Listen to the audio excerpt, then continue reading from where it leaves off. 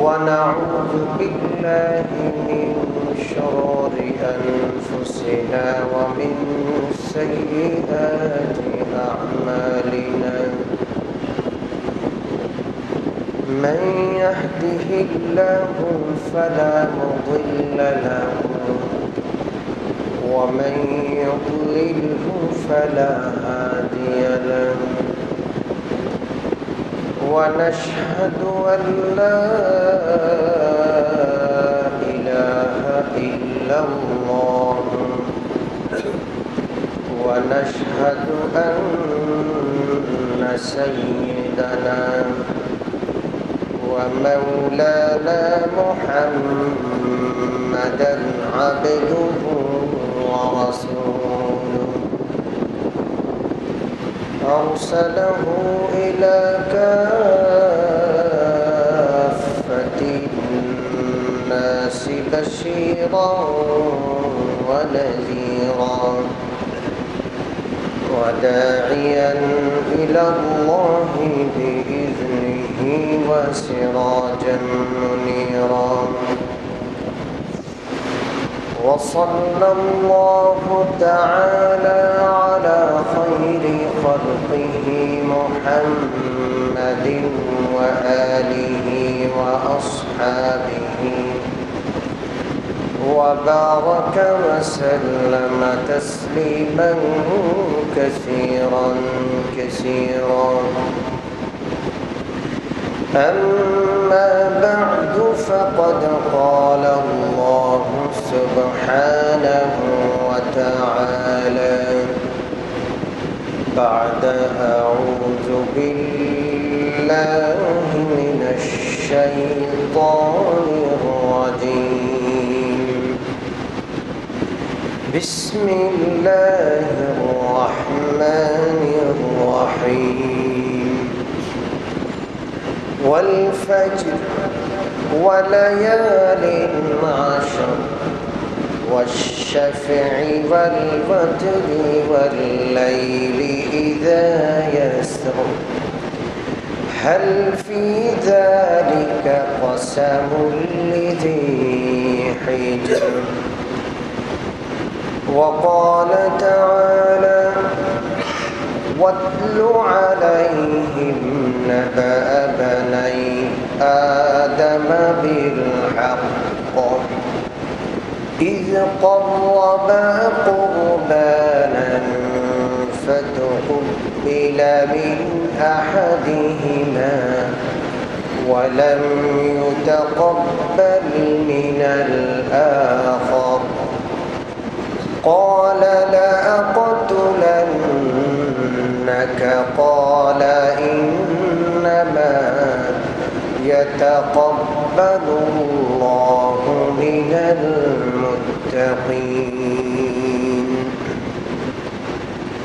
وقال النبي صلى الله عليه وسلم ما من أيام العمل الصالح فيهن أحب إلى الله من هذه الأيام العشر قالوا يا رسول الله ولا الجهاد في سبيل الله قال لا ولا الجهاد في سبيل الله إلا رجل خرج بنفسه وماله فلم يرجع من ذلك بشيء أو كما قال عليه الصلاة والسلام درود شريف قولي اللهم صل على محمد وعلى آل محمد كما صليت على إبراهيم وعلى آل إبراهيم إنك حميد مجيد اللهم بارك على محمد وعلى آل محمد كما باركت على إبراهيم وعلى آل إبراهيم إنك حميد مجيد.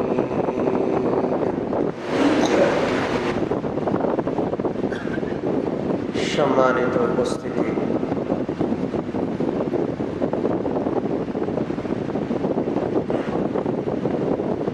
সামনে জিলহজ মাস আসছে। আজকে জিলকদ মাসের 29 তারিখ। জিলহজ মাস বড় গুরুত্বপূর্ণ একটি মাস। জিলহজ মাসে ইসলামের গুরুত্বপূর্ণ একটি ইবাদত হজ পালিত হয়। সারা বিশ্বের প্রায় 1.5 কোটি মানুষ আল্লাহর ঘরে আল্লাহ পাকের নিশানা সম্বলিত আয়াত বা নিদর্শন সম্বলিত পবিত্র মক্কা নগরী, মিনা, আরাফা, মুজদালিফাতে উপস্থিত হয়ে থাকে। এই পবিত্র জিলহজের আল্লাহ পাকের কাছে অনেক দাম, অনেক মূল্য। হাদিসে পাকে প্রিয় নবী ইরশাদ করেন, বুখারী এবং মুসলিম শরীফের হাদিস, মা মিন আইয়ামিন আল আমালুস সালিহু ফীহিন্না আহাব্বু ইলাল্লাহি মিন হাযিহিল আইয়ামিল আশর। আল্লাহ পাকের কাছে এই 10 দিনের আমলের চাইতে, যেই 10 দিন অর্থাৎ জিলহজ মাসের প্রথম 10 দিনের আমলের চাইতে দামি আমল আল্লাহর কাছে কোনো আমল নাই। সুবহানাল্লাহ। জিলহজ মাসের 10 তারিখ পর্যন্ত এই 10 দিনের অনেক বেশি দাম। কোরআনে পাকের একটা সূরা রয়েছে 30 নম্বর পারার মাঝামাঝি, নাম হলো সূরাতুল ফাজর। আল্লাহ পাক এই সূরার শুরুতে কয়েকটা জিনিসের কসম করেছেন, ওয়াল ফাজর ওয়া লায়ালিন আশর ওয়াশ শাফঈ ওয়াল ওয়াতর ওয়াল লাইলি ইযা ইয়াসর। 5টা জিনিসের কসম করেছেন। ওয়াল ফাজর, ফজরের কসম। ওয়া লায়ালিন আশর, 10 রাত্রির কসম। ফজরের নামাজটা আল্লাহর কাছে খুব প্রিয় নামাজ, এই জন্য আল্লাহ পাক এই নামাজের নাম ধরে কসম করেছেন। সুবহানাল্লাহ। ফজরের সময়টা আল্লাহর কাছে বড় প্রিয় সময়, এই জন্য ওই সময়ের নাম ধরে কসম করেছেন কে? আল্লাহ। আল্লাহর প্রিয় সময়, আল্লাহর প্রিয় নামাজের সময়টায় আমরা অঘোরে ঘুমিয়ে ঘুমিয়ে কাটিয়ে দিই, এটা আমাদের দুর্ভাগ্যের কারণ। আল্লাহ পাক আমাদের সকলকে ফজরের নামাজ আদায় করার তৌফিক দান করুন। 2 নম্বর কসম করেছেন ওয়ালায়ালিন আশর, 10 রাত্রির কসম। কয়টা রাত্রি? 10টা। এই 10 রাত্রি কোন 10 রাত্রি? মুফাসসিরিনে কেরাম, তাফসীর বিশারদগণ সকলে প্রায় একমত, এই 10 রাত্রি হলো জিলহজ মাসের প্রথম 10 রাত্রি। এই 10 রাত্রির অনেক মর্যাদা, এই জন্য 10 রাত্রির কসম করেছেন কে? আল্লাহ। হযরত মূসা আলাইহিস সালাম তুর পাহাড়ে গেছেন তাওরাত আনার জন্য। 30 দিন অবস্থান করেছেন। কয়দিন? ওয়া আতমামনাহা বিআশরিন ফাতাম্মা মিকাতু রাব্বিহি 40 লাইলা। তাফসীরের কিতাবে লেখে 31 দিন ছিল জিলকদ মাসের। 30 দিনের জন্য আসছেন, 30 দিন শেষ। আল্লাহ পাক আবার নতুন করে নির্দেশ দিলেন আরো 10 দিন থাকেন। জিলহজ মাসের প্রথম 10 দিনও আমার দরবারে তুর পাহাড়ে ইবাদত বন্দেগীতে রত থাকেন। সুবহানাল্লাহ। ওয়ালায়ালিন আশর, 10 রাত্রির কসম। এই 10 রাত্রি হলো জিলহজ মাসের 10 রাত্রি। ওয়াশ-শাফঈ ওয়াল ওয়াতর, জোড়ের কসম, বেজোড়ের কসম। আল্লাহ রাব্বুল আলামিন জোড়ের কসম করেছেন, বেজোড়ের কসম করেছেন। জোড় মানে কি, বেজোড় মানে কি? বেজোড় মানে আল্লাহ। আল্লাহ কয়জন? জোরে বলেন। কুল হুয়াল্লাহু আহাদ। আল্লাহ কয়জন? আর দুনিয়ার যত সৃষ্টি আছে সব জোড়। সব কি? কোন জিনিস নাই জোড় ছাড়া। আসমানের সাথে জমিন আছে, আলোর সাথে অন্ধকার আছে, রাতের সাথে দিন আছে, আগুনের সাথে পানি আছে। প্রত্যেক জিনিসের কি রয়েছে? সব জিনিস জোড়। তো খালেকের কসম, মখলুকের কসম, স্রষ্টার কসম, সৃষ্টির কসম। আর কোন কোন বর্ণনায় আছে জোড় মানে দশম, আর বেজোড় মানে প্রথম 9 রাত্রি। যাই হোক, এই 5টা কসম আল্লাহ করেছেন। ওয়াল্লাইলি ইযা ইয়াসর, 5 নম্বর কসম হলো রাত্রির শপথ, রাত যখন অতিবাহিত হয়ে যায়। এই 5টা কসম করে আল্লাহ পাক জিজ্ঞাসা করলেন, হাল ফি যালিকা কসামুল লিযি হিজর। আমি আল্লাহ তো সত্যবাদী, আমি আল্লাহর তো কসম করার দরকার নাই। এরপরেও আমি 5টা কসম করেছি। যারা জ্ঞানী রয়েছে তারপরেও আমার কথা বিশ্বাস করবে না? কে বলছেন? জবাবে কসম, কসম করে কি বলতে চাচ্ছেন? আল্লাহ পাক বলেন, ইন্না রাব্বাকা লাবিল মিরসাদ। প্রত্যেককে বলছেন, এই আমার বান্দা, প্রত্যেক তুমি তুমি তুমি তুমি সবাই, ইন্না রাব্বাকা, তোমার প্রভু, লাবিল মিরসাদ, তোমার প্রতি তীক্ষ্ণ দৃষ্টি রাখছেন। আমার প্রতি আমার প্রভুর তীক্ষ্ণ দৃষ্টি। কার? খবরদার, একান্ত গোপনেও তুমি আছো, তোমার প্রভুর তীক্ষ্ণ দৃষ্টিতে তুমি রয়েছো। কয়বার কসম করেছেন? 5 বার কসম করে এই কথাটা বলছে। এই জন্য সতর্ক থাকতে হবে, অন্যায় কাজ করা যাবে না। আমি আমার প্রভুর নজরদারিতে রয়েছি। কার নজরদারি? জোরে বলেন। প্রথম কথা এখানে আল্লাহ পাক হলেন খালেক। গায়রুল্লাহর নামে শপথ করতে পারেন, এই অধিকার কার রয়েছে? আল্লাহ। ফজরের শপথ, 10 রাত্রির শপথ, জোড় বেজোড়ের শপথ, রাত্রি অতিবাহিত হওয়ার শপথ, এগুলো সব গায়রুল্লাহ। গায়রুল্লাহর শপথ করেছেন কে? আল্লাহ। আপনি আমি গায়রুল্লাহর নামে শপথ করতে পারবো না, হারাম। কখনো যদি কোনো কারণে শপথ করতেই হয়, কার নামে? জোরে বলবেন না। কিছু অবুঝ লোক আছে খাজা বাবার নামে কসম করে, খাজা মঈনুদ্দিন চিশতির নামে কসম করে, বাবা শাহজালালের নামে কসম করে। কোন মাখলুক সৃষ্টি এর নামে কসম করা হারাম। কসম করতে হবে শুধুমাত্র কার নামে? আল্লাহ। অনেক মা আছে সন্তানের মাথায় হাত দিয়ে কসম করে, অনেক বাবা আছে সন্তানদের মাথায় হাত দিয়ে কসম করে। বাপের কসম, মার কসম করে, সব হারাম। শপথ বা কসম একমাত্র কার নামে হবে? আল্লাহ পাক গায়রুল্লাহর নামে কসম করতে পারেন। কোন গায়রুল্লাহকে, কোন সৃষ্টিকে মর্যাদা দিতে গিয়ে আল্লাহ তার শপথ করতে পারেন, কিন্তু কোন মাখলুক, গায়রুল্লাহ মানুষ, আল্লাহ ছাড়া কোন সৃষ্টির নামে শপথ করতে পারবে না। এরপর যে 5টা জিনিসের শপথ করেছেন, এর মধ্যে 10 রাত্রির শপথ রয়েছে। এই 10 রাত্রি হলো জিলহজ মাসের প্রথম 10 রাত্রি। কোন 10 রাত্রি? জোরে বলেন। এই 10 রাত্রির অনেক দাম।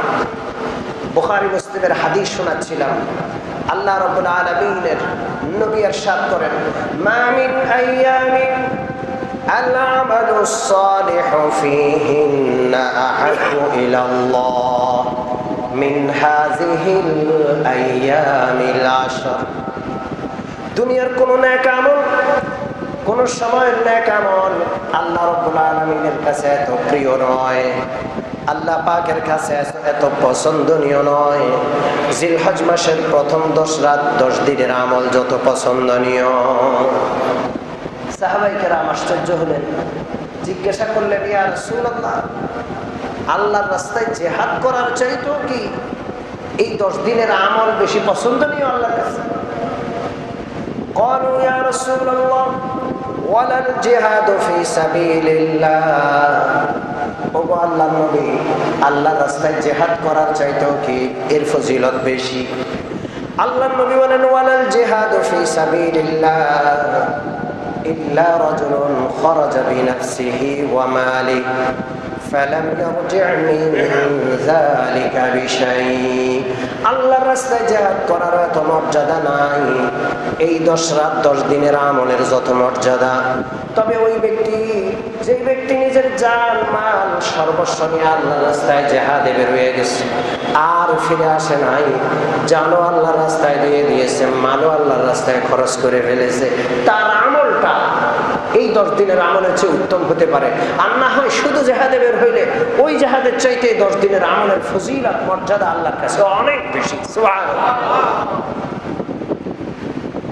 এই জন্য এই 10 রাত 10 দিন সামনে আসছে, ইবাদত বন্দেগীতে কাটাবো, রাজি আছি? কতটা সওয়াব আর একটু যদি ব্যাখ্যা করা যায়, তিরমিজি শরীফ, নাসাই শরীফে হাদিস রয়েছে, হযরত আবু হুরায়রা রাদিয়াল্লাহু তাআলা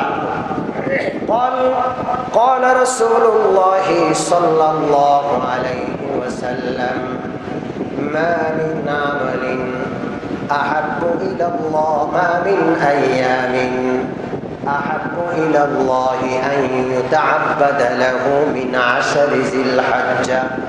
আল্লাহ রাব্বুল আলামিনের নবী বলেন, কোন সময় আল্লাহ পাকের কাছে আমলের দাম এত বেশি না, এত প্রিয় না আমল। যত আমল যতটা প্রিয় হলো এই 10 দিনের আমল, কতটা প্রিয়? কুল্লু ইয়াউমিন সানা ওয়া কুল্লু লাইলাতিন তাদিবু লাইলাতাল কদর।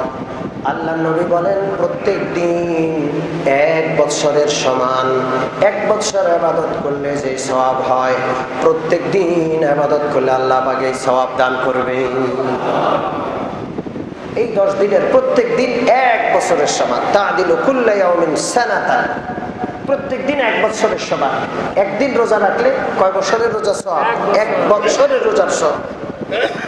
আর ওয়াতাদিলু কুল্লা লাইলাতিন লাইলাতাল কদর, প্রিয় নবী বলেন এই 10 রাতের প্রত্যেকটা রাত লাইলাতুল কদরের সমান।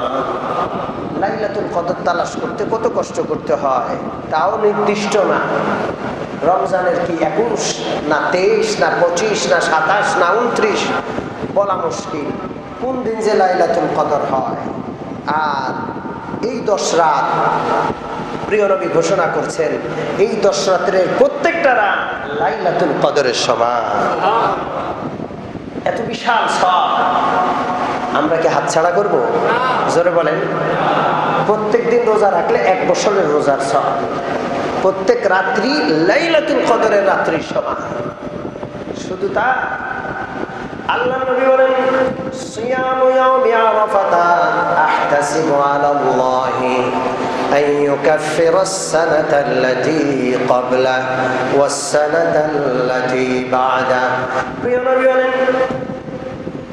শুধু আরাফার দিন 9 তারিখে, জিলহজ মাসের 9 তারিখে রোজা রাখলে আমি আল্লাহর উপর আস্থা রেখে বলতে পারি, আল্লাহ রাব্বুল আলামিন আগের 1 বছর পরের 1 বছরের সকল গুনাহ খাতা মাফ করে দিবেন।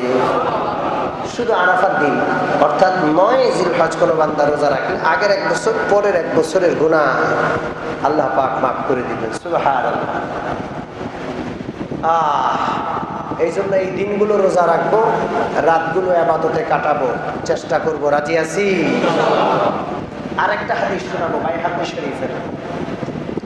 قال رسول الله صلى الله عليه وسلم كل يوم ألف ويوم عرفة 10,000।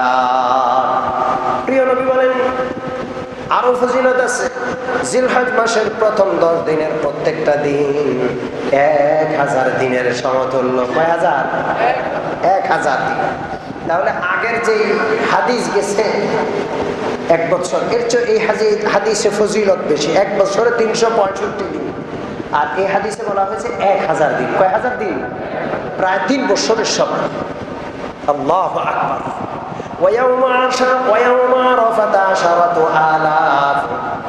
প্রিয় নবী বলেন প্রত্যেক দিন 1000 দিনের সমতুল্য, আরাফার দিন 10,000 দিনের সমতুল্য। এই জন্য ইবাদত বন্দেগী করব। রাজি আছি?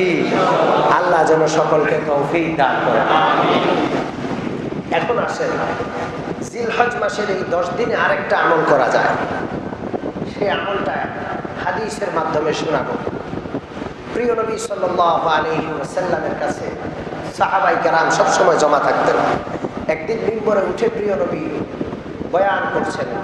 হযরত আব্দুল্লাহ ইবনে আমর ইবনে আল-আস হাদিস, قال رسول الله صلى الله عليه وسلم أمرت بيوم الأضحى عيدا جعله الله لهذه الأمة।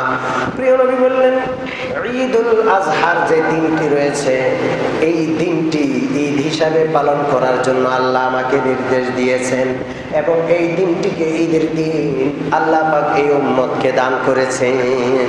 সুবহানাল্লাহ। এই দিনটি ঈদের দিন, এই দিনটির নাম ঈদুল আজহা। এই দিনে ঈদ পালন করার নির্দেশ আল্লাহ দান করেছেন। সাহাবায়ে কেরাম ঈদুল আজহায় ঈদ পালন করবেন, পশু জবাই করবেন, খুব আনন্দ উদযাপন করবেন। একজন গরিব মানুষ ছিলেন। قال رجل يا رسول الله أرأيت إن لم أجد إلا منيحة أنثى أفأضحي بها। একজন গরিব সাহাবী ছিলেন। বললেন ইয়া রাসূলুল্লাহ, আমার তো কুরবানি করার সামর্থ্য নাই, আমি বড় গরিব মানুষ, অসহায় মানুষ, কুরবানি করবো এই টাকা পয়সা তো আমার নাই।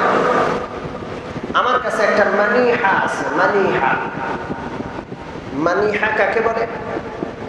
মানিহা ওই উটনিকে বলে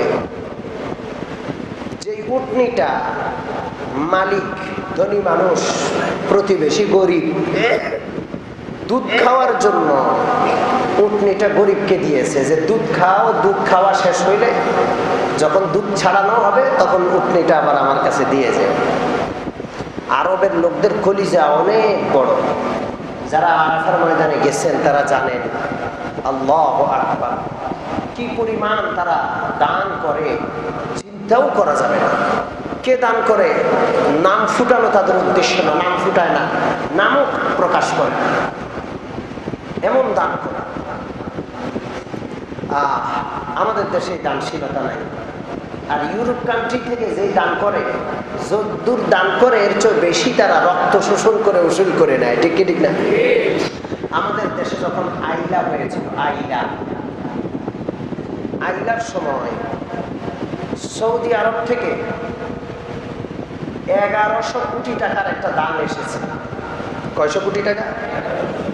1100 কোটি টাকার একটা অনুদান এসেছে। এই অনুদানটা কে পাঠিয়েছেন নাম প্রকাশে অনিচ্ছুক। সেই 5-7 বছর আগে খবর আসেছিল। বাদশাহ আব্দুল্লাহ ইন্তেকালের পর তখন এই খবর প্রকাশ পেল যে বাংলাদেশের আয়লা দুর্গত মানুষের জন্য, এই মুসলমানদের জন্য নাম প্রকাশে অনিচ্ছুক ব্যক্তি যে দান করেছিলেন সেই লোক আর কেউ নয়, সেই লোক সৌদি আরবের বাদশাহ আব্দুল্লাহ ছিলেন। আজকে তিনি নাই। মানুষ পদে থাকলে অনেক সময় ভালো কাজও করে, খারাপ কাজও করে, কিন্তু এই কাজটা এত বড় ভালো কাজ ছিল। আমরা দোয়া করি আল্লাহ তাকে মাফ করে জান্নাতুল ফেরদাউস নসিব করে দেন। তারা দান করেন, ডান হাতে দান করেন, বাম হাত জানেন, খুব দানশীল তারা। আর ইউরোপ কান্ট্রি থেকে থেকে যদি সামান্য অনুদান দেয়, আমাদের পার্শ্ববর্তী প্রতিবেশী রাষ্ট্র থেকে যদি সামান্য অনুদান দেয়, যতটা দেয় এর চেয়ে বেশি শোষণ করে নিয়ে নেয়। ঠিক ঠিক না?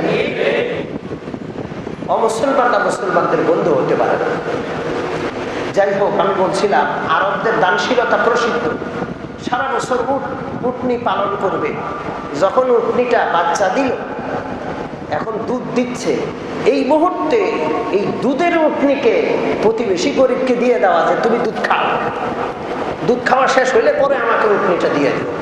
এটা যে কত বড় কলিজার ব্যাপার। আমাদের দেশের কোনো কৃষক যত বড় ধনী হোক, নিজের দুধের গরু অন্যকে সারা বছর লালন পালন করে এখন দুধের সময় অন্যকে দিবে, এটা কি কল্পনা করা যায়? করা যায়? তো ওই সাহাবী বললেন, হুজুর আমি তো গরিব মানুষ, আমার সামর্থ্য নাই কোরবানি করা, আমার কাছে কোরবানির পশু নাই, তবে একটা মানিহা আছে, ওই যে ধনী লোকটা আমাকে দুধ খাওয়ার জন্য দিছে, যেই ফজিলত আপনি বয়ান করছেন, আমার মনে চায় ওই উটনিটারে আমি জবাই করি। আরেকজনের উটনি, আরেকজনের পশু জবাই করলে কি কোরবানি হবে? জোরে বলেন। ইবাদত কবুলের জন্য হালাল রুজি, হালাল কামাই প্রধান অন্যতম শর্ত। হারাম জিনিস দিয়ে ইবাদত কবুল হয় না। শুধু কুরবানি নয়, হজ, যাকাত, দান, সদকা, নামাজ, রোজা কিচ্ছু কবুল হয় না। আমি শুধু একটা হাদিস শোনাবো। হারাম কামাইয়ের মানুষ অনেক বেশি। আখিরি জমানায় এসে গেছে, মানুষ যেমনে হেমনে খায়, ডানে বামে হালাল হারাম বাস বিচার করার সময় কই? কাস্টমারদের ঠকায়া গছায়া দিতে পারলে হয়। ওই কর্মচারীর দাম খুব বেশি, যে কর্মচারী কথায় খুব কটু, কাস্টমাররা যেমনে হেমনে ভালো মন্দ মিছা হাসা বলে গছায়া দিতে পারে, ওই কর্মচারীর দাম অনেক বেশি। এটাই দুনিয়া। মনে রাখবেন, হারাম কামাই যদি করেন ইবাদত কবুল হবে না। একটা হাদিস শোনাবো, সময় নেই।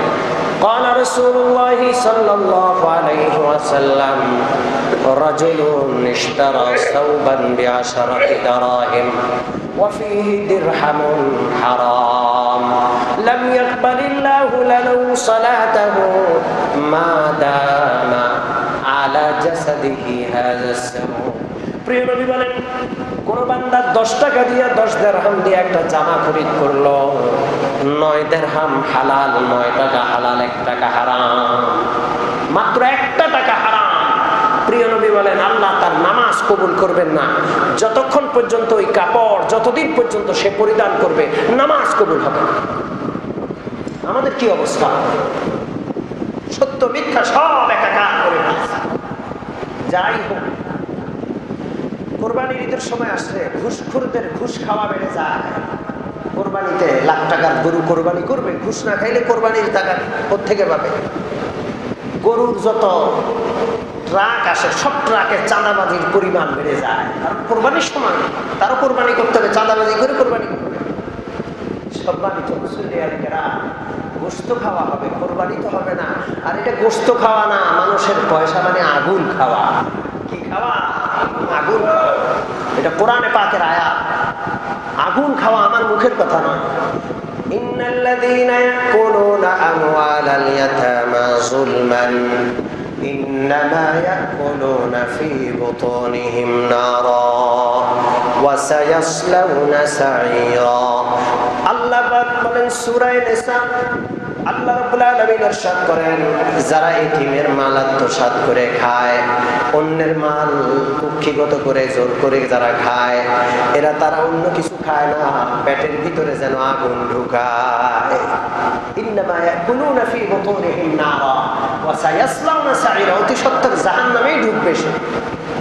আমি বলছিলাম, প্রিয় নবীকে ওই সাহাবী বললেন, ইয়া রাসূলুল্লাহ, আমি তো গরিব মানুষ, আমার তো কোরবানির পশু নাই, আরেকজনের পশুটা যে দুধ খাওয়ার জন্য দিয়েছে, এটা কি জবাই করে দিব? প্রিয় নবী বললেন, লা, কখনো নয়। আরেকজনের পশু দিয়া কোরবানি করলে কোরবানি হবে না। বরং তুমি একটা কাজ করতে পারো, ওয়ালাকিন খুয মিন শারিকা ওয়া আযফারিকা ওয়া তাকুসসা শারিবাকা ফাযালিকা মিন তামামি উযইয়াতি। প্রিয় নবী বলেন, একটা কাজ করো, তোমার কোরবানির সওয়াব দরকার। গরিবকে আল্লাহ বঞ্চিত করেন না, গরিবের জন্য ব্যবস্থা রেখেছেন কে? আল্লাহ। প্রিয় নবী বললেন, একটা কাজ করো, জিলহজ মাসের চাঁদ ওঠার আগে আগেই শরীরের নখ, মোচ, অবাঞ্ছিত লোম সব কেটে পরিষ্কার করো। এই 10 দিনে আর কেটো না। যখন 10 তারিখে কোরবানি, ঈদের দিন সবাই কোরবানি করে সারবে, এরপরে আবার তুমি এগুলো কাটো। এই যে এই সময়টা এই আমলটা করলা, ফাজা আলিকা মিন তামামি উযহিয়াতিক, এটা পরিপূর্ণ একটা কোরবানির সওয়াব আল্লাহ তোমার আমলনামায় দান করবেন। আজকে 29 তারিখ, কয় তারিখ? 29 তারিখ জিলকদ মাসের। যদি জিলকদ 29 হয় তাহলে আজকে সূর্য ডুবার সাথে সাথে চাঁদ উঠে যাবে। আগামীকাল থেকে জিলহজ মাসের 1 তারিখ শুরু হয়ে যাবে। অতএব আজকেই শরীরের অবাঞ্ছিত লোম, নখ, মোচ এগুলো কেটে ফেলতে হবে। আগামী 10 দিন এটা হাত দেওয়া যাবে না। আর আজকে যদি চাঁদ না উঠে রাতে, তাহলে জিলকদ মাসের আরেক দিন থাকবে, আগামীকালও কাটা যাবে। তবে আগামীকালের অপেক্ষা না করে এই কাজগুলো, আজকে শুক্রবার রয়েছে, জুমার আগে অনেকে করে ফেলেছেন, যারা করেন না এরা করে নেবেন, ইনশাআল্লাহ পরিপূর্ণ একটা কোরবানির সওয়াব পাওয়া যাবে। প্রশ্ন করবেন, হুজুর আমরা যারা কোরবানি করব, আমরা যদি করি আমাদের কি সওয়াব হবে না? হ্যাঁ, আপনাদেরও সওয়াব হবে। হাদিসে পাকে আছে, উম্মে সালামা রাদিয়াল্লাহু তাআলা আনহার হাদিস, মুসলিম শরীফে আছে, قال رسول الله صلى الله عليه وسلم إذا دخل ذي الحجة وأراد أحدكم أن يضحي فلا يأخذ شعره وأظفاره। প্রিয় নবী বলেন, জিলহজ মাস যখন দাখিল হবে আর তোমাদের কেউ কোরবানি করার ইচ্ছা রাখেও, তাহলে তোমরা জিলহজ মাস দাখিল হওয়ার সাথে সাথে চুল, নখ, কান, চুল, নখ, বিভিন্ন অবাঞ্ছিত লোম আর পরিষ্কার করো না। গরু জবাই করার পর পরিষ্কার করো। যারা কোরবানি করবে এদের জন্য আল্লাহ রাসূল সাল্লাল্লাহু আলাইহি ওয়াসাল্লাম এই আমলের কথা বলেছেন। আমরা এই আমলটা করতে পারবো না ইনশাআল্লাহ? আল্লাহ আমাদের তৌফিক দান করেন। বলবেন যে হুজুর এটার কি হিকমত? চুল, নখ, মোচ সব কাটা যাবে না, 10 তারিখে কাটবো, এটার হিকমতটা কি? হিকমত হলো, প্রথম কথা হলো, কোনো জিনিসের পিছনের রহস্য তালাশ করার দরকার নাই। আল্লাহ পাকের হুকুম আমরা মানবো, এটা হলো আমাদের কাজ। আমরা হলাম গোলাম। আমরা কি? কিন্তু চিন্তা করলে একটা হিকমত বুঝে আসে। সেটা হলো, 1.5 কোটি হাজি আল্লাহর দরবারে আছে মক্কা শরীফ, মদিনা শরীফে। ইহরাম অবস্থায় অনেকে রয়েছেন।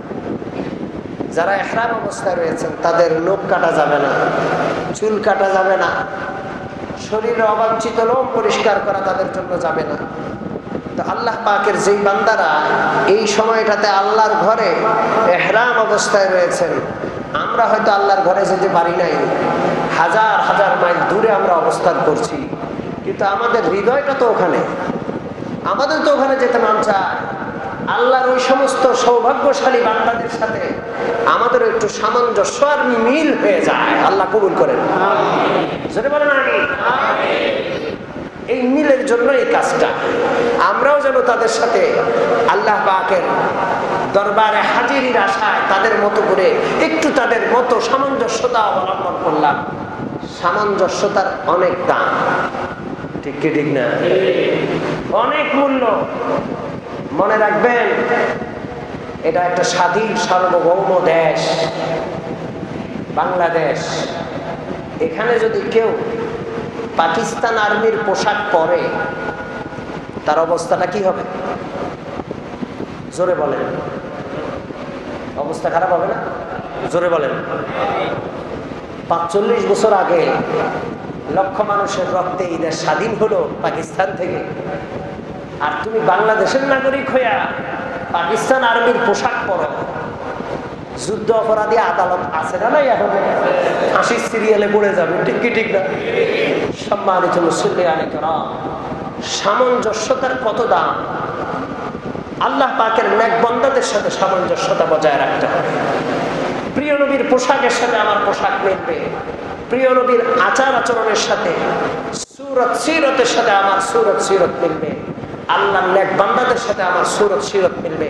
আল্লাহ শত্রু যারা ইহুদ, খ্রিস্টান, মুশরিক, এরা আল্লাহর শত্রু। কার শত্রু? আপনি বলবেন হুজুর আপনি বাড়াবাড়ি করে কথা বলেন। মোটেও না। আমি দুশ্মন বলি না। দুশ্মন কে বলছে? জোরে বলেন।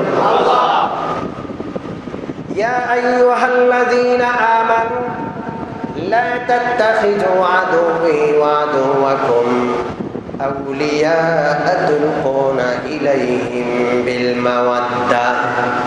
আল্লাহ রাব্বুল আলামিন বলেন, ও ঈমানদার বান্দারা, আমার দুশমন। কার দুশমন? আমার দুশমন, তোমাদের দুশমন যারা রয়েছে তাদের প্রতি কখনো বন্ধুত্বের হাত বাড়াইও না। নির্দেশ কার? তো যারা আমাদের দুশমন, আমাদের চলাফেরা, সভ্যতা, সংস্কৃতি সব আল্লাহর দুশমন আর আমাদের দুশমনদের মতো হয়ে গেছে। এই জমিনে রহমত আসবে না গজব আসবে? জোরে বলেন। বেশিরভাগ মানুষ আল্লাহর নাফরমান, আল্লাহর দুশমনদের মতো করে চেহারা সুরত 3.5 হাত বডি সাজাইছে। নিজের ঘরের সভ্যতা, সংস্কৃতি, চলন ফিরন সব বিজাতিদের মতো। আল্লাহর রহমত আসবে থেকে? ভূমিকম্প আসবে না তো কি আসবে? তওবা করতে হবে। আল্লাহ আমাদের তৌফিক দান করেন। সম্মানিত মুসল্লিয়ান কিরাম, কুরবানির আলোচনা করা হবে, জিলহজের আলোচনা আজকে হয়েছে। আল্লাহ পাক যদি তৌফিক দেয় আগামী জুমাতে কুরবানির ইতিহাস, কুরবানির মাসাইল সম্পর্কে গুরুত্বপূর্ণ আলোচনা হবে। যেই আমলগুলোর কথা বলা হলো, আল্লাহ পাক আমাদের সকলকে এই আমলগুলো করার এবং অমুসলমান আল্লাহর দুশমনদের সাথে সামঞ্জস্যতা থেকে নিজেদের রক্ষা করার, আল্লাহর নেক বান্দাদের সাথে সামঞ্জস্যতা অবলম্বন করার তৌফিক দান করেন। আমিন। ওয়া আখিরু দাওয়ানা আলহামদুলিল্লাহি রাব্বিল আলামিন।